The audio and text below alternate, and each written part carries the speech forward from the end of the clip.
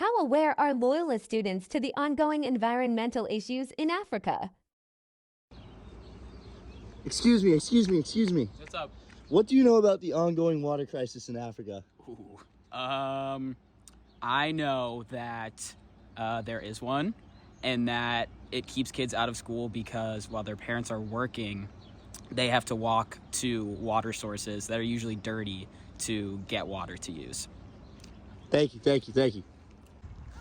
Excuse me, miss. What are some challenges when relying on water wells for water? I would say that there's an inconsistency of supply and an inconvenience to the people there. And there's definitely a chance of microplastics getting into this water supply and other contaminants. Thank you. Have a nice day. Problem. What qualities should future leaders possess to effectively address and prevent environmental injustice in Africa?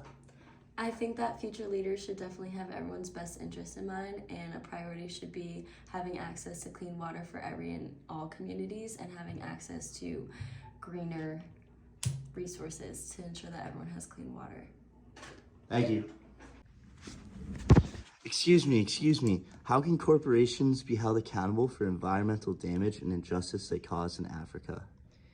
Well, I think one of the big things is that we can create laws and regulations that put a lot of boundaries and barriers against these corporations, but also corporations should be using a lot more greener technology than they have been using in the past, as well as probably hire their own team or like their own sort of task force to keep tabs on their carbon footprint and other environmental damages that they do. Thank you. Have a great day. You too. Excuse me. What are some challenges when relying on water wells for water?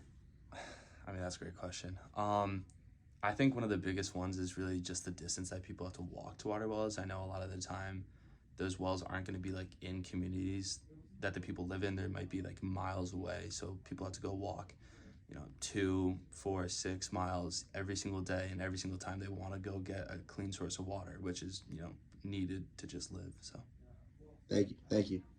To gather enough water, the villagers must travel to the water at least 2 times a day. They travel with jugs that once filled can weigh up to 40 pounds, which amplifies the chance of injury. The water being used can cause diseases such as cholera and diarrhea. Environmental justice is being served because humans have used infrastructure to distribute water that can be used for drinking and everyday practical uses.